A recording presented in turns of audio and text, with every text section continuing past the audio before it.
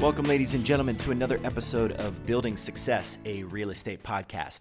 My name is Nicholas Frank, and I'll be your guide as we talk to some of the best and brightest in the world of real estate tech, operations, and financials from across the globe.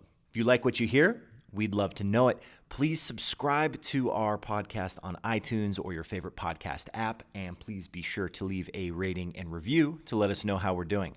Today, I am speaking with Nick Busietta from Liminal VR, virtual reality.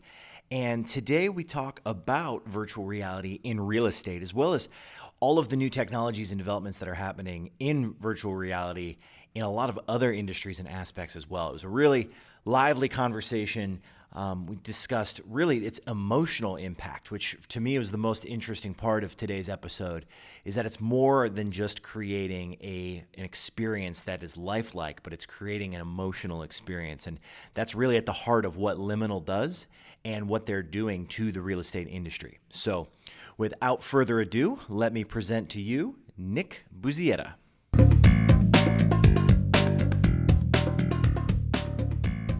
So today I am joined by Nick Busietta, Managing Director at Liminal VR. Thank you so much for joining me today, Nick, all the way from Australia.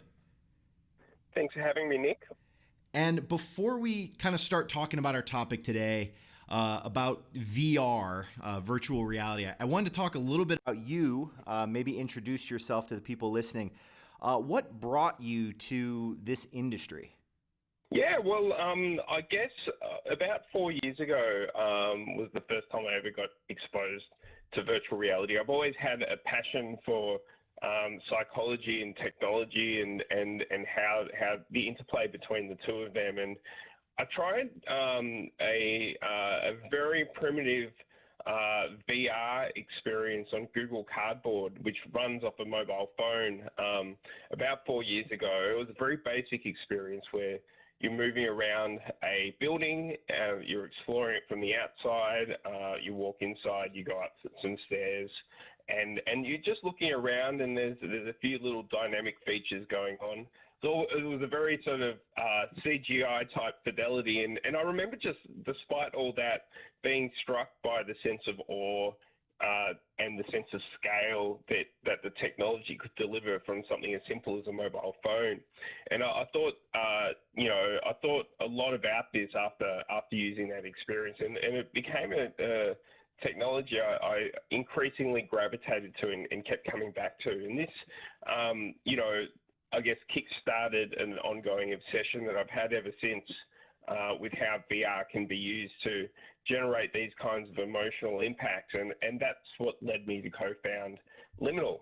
So I started a company with my co-founder Damien Marati, and we sort of built a team around this idea that VR can be used to generate these emotional states in people, and it quickly evolved into two arms of our business. So we've got Liminal VR, which is a platform that we're, after almost 4 years, hopefully about to launch very soon, where it's going to be a platform of experiences designed to empower people to choose how they want to feel or perform through VR. And we've got a global network of partners who are, I guess, utilizing our research to build experiences for our upcoming platform. And we also do have a commercial arm, Liminal 360, where we do, I guess, a whole range of projects with it, in a lot of different industries. So I guess that we'll probably be talking a little bit about both today, but that's the broad snapshot of, I guess, who I am and what brought me to starting this business in this industry. Yeah, I do want to talk on both of those in our discussion today, but I think before we do that, before we get into the nitty-gritty of what's happening at Liminal, can you provide a brief overview of what virtual reality is? Because I know when I think of it, with my limited knowledge base on virtual reality, I'm always thinking about video games, the headsets that come with some smartphones now, but can you maybe give a broad overview of kind of what virtual reality is today? Yeah, sure.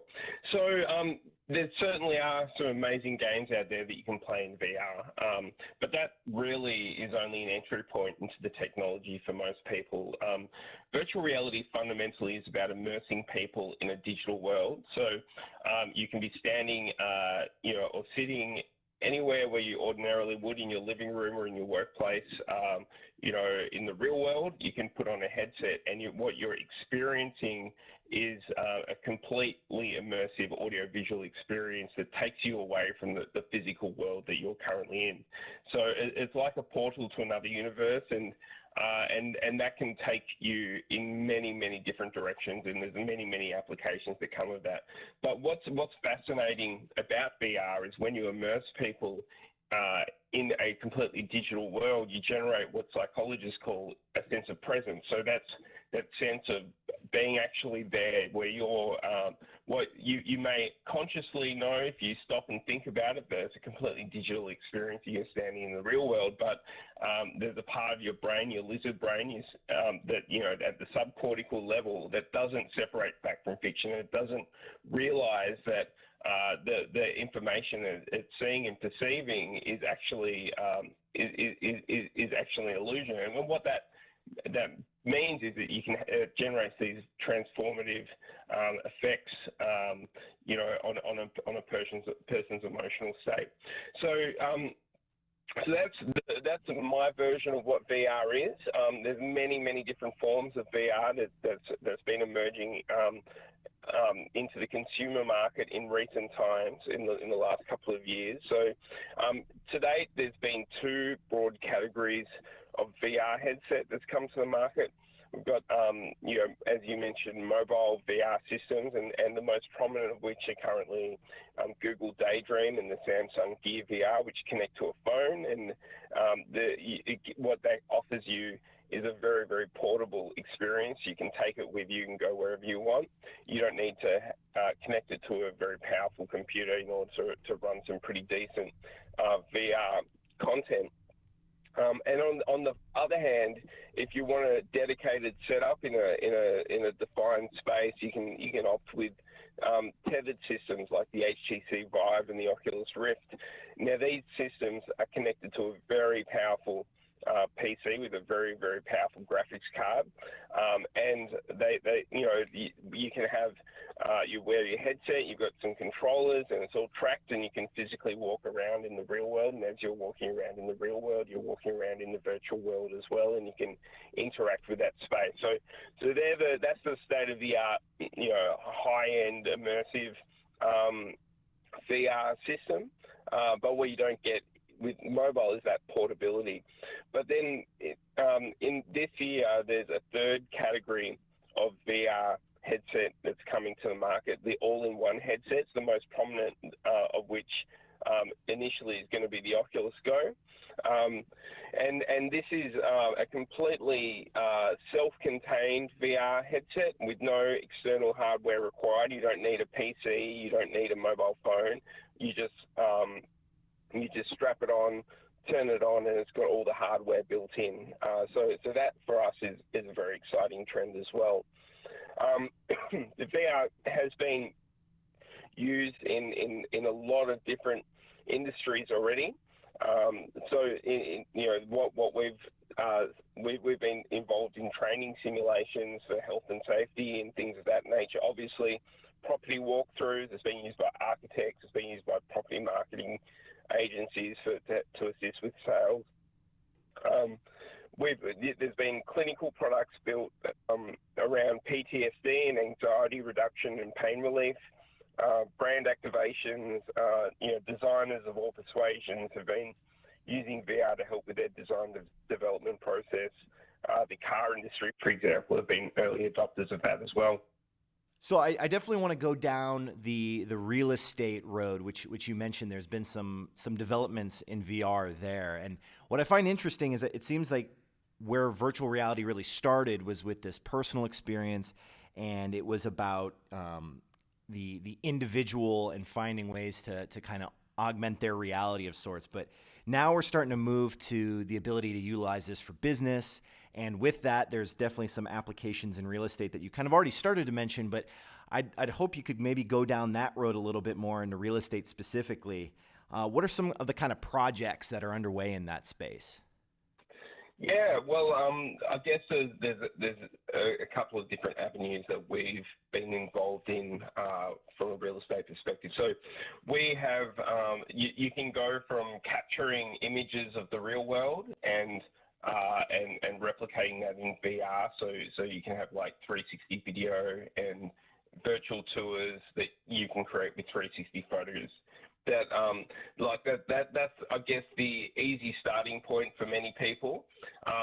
Then you can have pre-rendered VR experiences, just like a typical property render. You can convert that into a form for virtual reality where you can deliver that, for example, on a mobile phone and have people teleport from room to room in a photoreal environment, looking around effectively like an immersive render. And you can create virtual tours and deliver that via a downloadable app, if you like. And that's those sort of projects we've been involved in over the years. Then you can have the more dynamic type experiences, which you typically set up in a display suite where you can literally where at one of the high-end systems I was talking about before, walk around a building, and explore. You can have dynamic features in the building as well. You can have a pot cooking on the stove, or you can change the time of day so the sun changes as and you get to see where the shadows and how the sunlight sort of moves around the room in your living room. Which you can manipulate in those sort of experiences. And then we've had government clients as well that have been interested in VR for community consultation and town planning. So we've got one government client that's engaged us to develop VR experiences to help them sell land as part of their land releases here in Australia. So there's a lot of different use cases. I mentioned also architects are increasingly using it as part of their workflow as well to show clients what a particular design is going to look like in VR. And we've also increasingly been in discussions about the ability to simulate environments that haven't been built yet, and then conduct user testing to see how people respond to those environments before you commit all the resources to building the, for example, a piece of infrastructure or a building. So the real estate industry, and this has been a common theme on our podcast, have been laggards historically when it comes to kind of embracing technology. What are some of the benefits for a property management company to start embracing this technology? Because I can see a lot of them looking at this and saying that, maybe this is years out yet. Maybe this is still something I want to wait and react. Why is this important now for property management organizations? Yeah, so I guess the obvious starting point is it provides a unique selling proposition for developers who want to engage potential buyers or even potential tenants to I guess purchase or lease a property before it's being built. I guess what we're sort of starting to see is a gradual increase in consumer adoption and awareness of the technology, and what we find is it's going to quickly transform in the property sector from being a technology that's going to be sort of a discretionary piece of their marketing and sales armory to being a standard part of that armory, where we're going to have a more discerning customer in a couple of years' time who are going to be very familiar with virtual reality.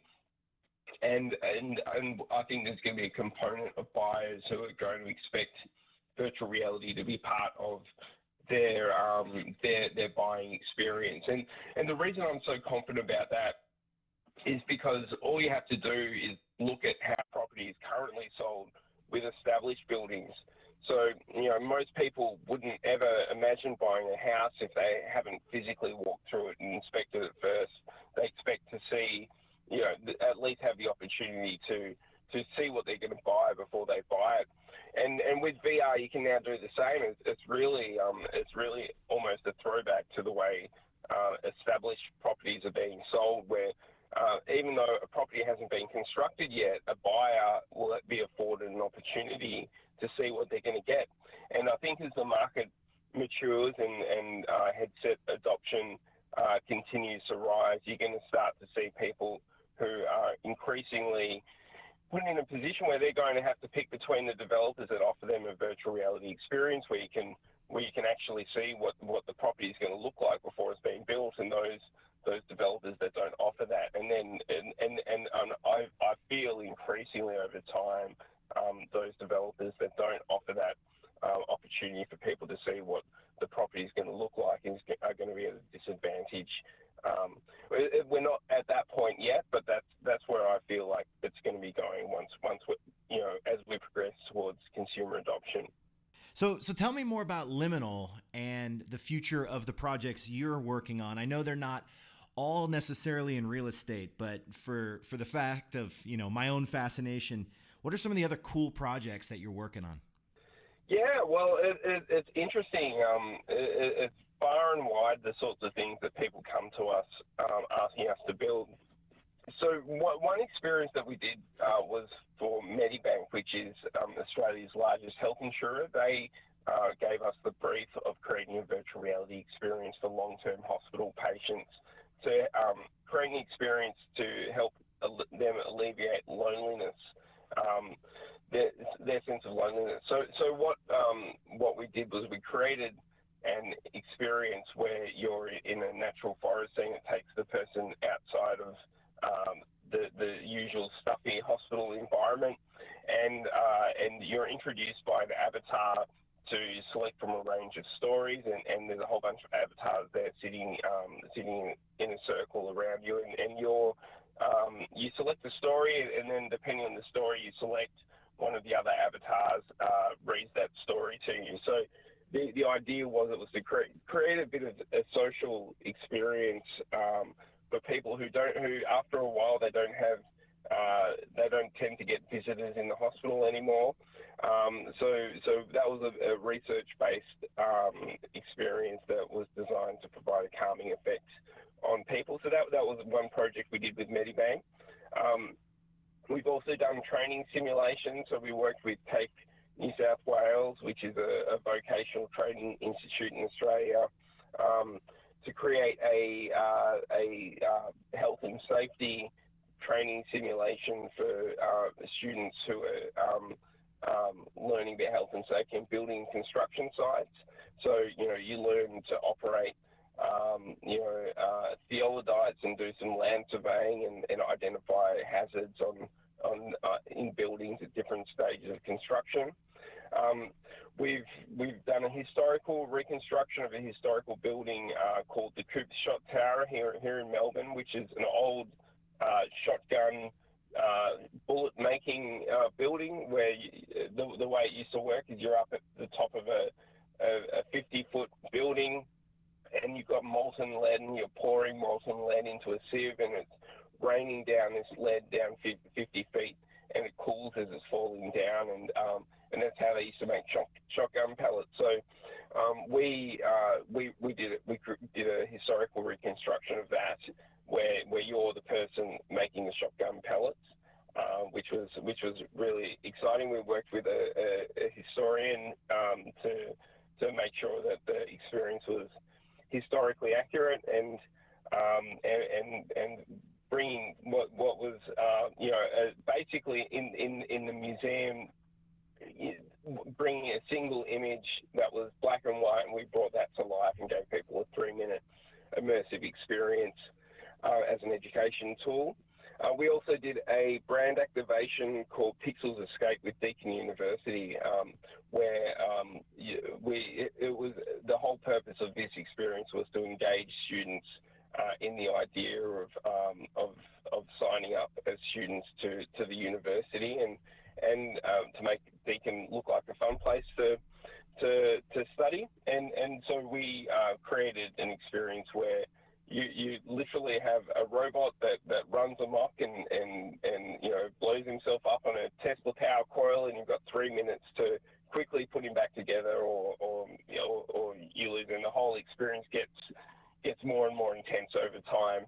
So, and we've been asked to do fire extinguisher projects and plumbing simulations and all sorts of things. So there's many different use cases that in VR, and we're one of the interesting things about being a bespoke VR company is that people come to us with their ideas. So we never know what we're going to be doing next. So what I love about what you were just talking about is you kept saying the word experience. And when I think about virtual reality and I think about what an experience is in virtual reality, I'm typically thinking of trying to make it as realistic as possible. In the art of gaming, it's about making it entertaining. For training, it's about utility. But there's a lot of emotion, I think, that you're working on right now with how you develop your projects. And I say that having been to your website, looking at your team, and not only do you have this creative and I guess like the tech and development team, but you also have a full team involved with psychology and research. And I find that really fascinating. Can you kind of speak to the decision to really put a big focus on the emotional aspect and not just on the technical? Yeah, well, people love to feel different emotions. That's why some of us meditate. That's why others listen to music. Other people take recreational drugs. And we know that the entertainment industry have been experts in moving people and affecting us emotionally across all realms of entertainment, whether it's video games, movies, art, music, and you don't create a film or a piece of music to make people feel neutral. You want them to feel something, and often you want them into things in that process. And then there's emerging fields in neuroscience and psychology, fields such as neuroaesthetics and affective computing, where that have been developed, where scientists are working at how art and technology can move people and change people's emotional states. And then in conjunction with all this, as I sort of touched on at the beginning, organic to VR is its ability to generate emotional and cognitive states in people. We're now, as a medium, we've got a new technology that adds immersion as an additional layer to what the existing technologies have already been doing. So I guess that's why we've gone into the emotional side of things so deeply, because we feel that virtual reality takes all this to another level, and what I guess our mission as a company is to organise all the research out there and all the techniques that have been adopted. There's a lot of trial and error that's been done, and there's a whole bunch of new opportunities that have emerged through a technology like virtual reality, and I guess we're looking at ways to optimize the design for VR to reliably generate these transformative effects in people, and it's something that I think gets a lot of people excited. If you haven't used VR before, then I'd urge you to give it a go. Try some of the really good VR experiences, and you'll know what I'm talking about. So for us, that's why we've got a team of psychologists and neuroscientists on our team that's effectively, we've set ourselves up in a way to be operate a bit like a biotech company, where we're trying to synthesize all these design factors in VR so that we can create experiences that have the maximum impact in moving people, not just visualizing something. Yeah, the crossroads of psychology and technology. And it's funny because As you were just talking about that, I was thinking back to the commercials for some of these new VR headsets, and a lot of them, they play on the emotion where people are wearing the headset, and then as soon as they take it off, it brings a tear to their eye for how authentic of an experience it was when they put it on. So that's definitely kind of the route that a lot of these companies are going as well, is trying to play on that emotional aspect. That's right.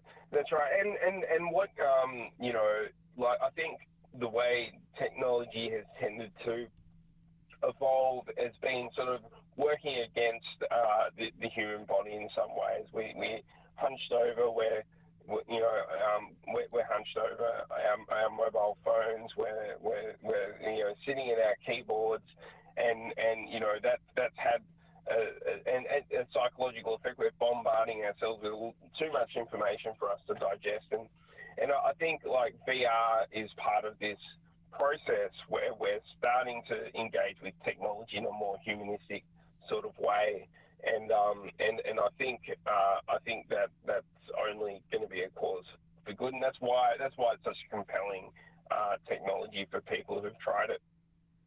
So what does the next 5 to 10 years look like? Yeah, well, VR is the next computing platform, right? So it's something that's increasingly going to be more ubiquitous and more compelling and more integrated into our lives. You can expect, in 5 to 10 years, a large number of people owning their own headset. At least most homes will have them, most workplaces will have them. We'll see more powerful computers, more better screen resolution, increased haptics, like when you're engaging with interacting with an experience, you might get a buzz in a controller or in a haptic glove that gives you that sort of tactile sensation. And then we're gonna have this emerging community of users and developers who are going to increasingly interact in VR, and all these use cases are gonna emerge out of it. Like at the moment, it's a discretionary exercise to put on a VR headset and sort of engage in, I guess, immersive computing. In 5 to 10 years, I think it's just going to be the way people interact with technology. VR is going to have a big role to play in all of that.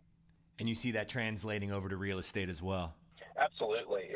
As I said, I think if we've got this emerging community of users who are becoming accustomed to using technologies like virtual reality and augmented reality, then I think it's something that the real estate industry won't be able to ignore. And also, it's probably worth pointing out, it's already being used in the real estate industry. There's a lot of architects that are currently using it in the sort of development process, because it's such a compelling way to understand what a property is going to look like. And then, so, there's no reason why the same thing will not happen at the sales end and at the consumer end, where people are informing themselves what they want to buy, that they're going to want to be able to sort of see something that hasn't been built yet, and to understand what it is that they're going to get at the end of the day. Yeah, and it's another example for the real estate industry where technology that kind of starts out as a personal experience turns into something that becomes a business experience, much like how social media has been a big factor in the way that people are doing business, and how real estate companies work with their tenants and residents. Virtual reality is just the next step in that technology progression. That's right. And I think there's some very exciting opportunities for evidence-based design as well, and to conduct user testing before you commit to digging up the earth and building a physical building, or even going through the planning process. You can literally engage with potential buyers before you've even put the building to market, to see what they respond well to, what they don't respond well to with a particular design, and I guess provide a smarter way to bring your potential buyers into that process. Well, Nick, thank you so much for joining me today. This has been a great discussion, and I truly appreciate you taking the time over there in Australia. Thank Thanks a lot, Nick. It's been fun at my end too. If you'd like more information on the types of things that are happening at Liminal, you can visit their websites at liminalvr.com or at liminal360.com. And for all things building success, be sure to check out mrisoftware.com/building success. And until next time, we will see you later.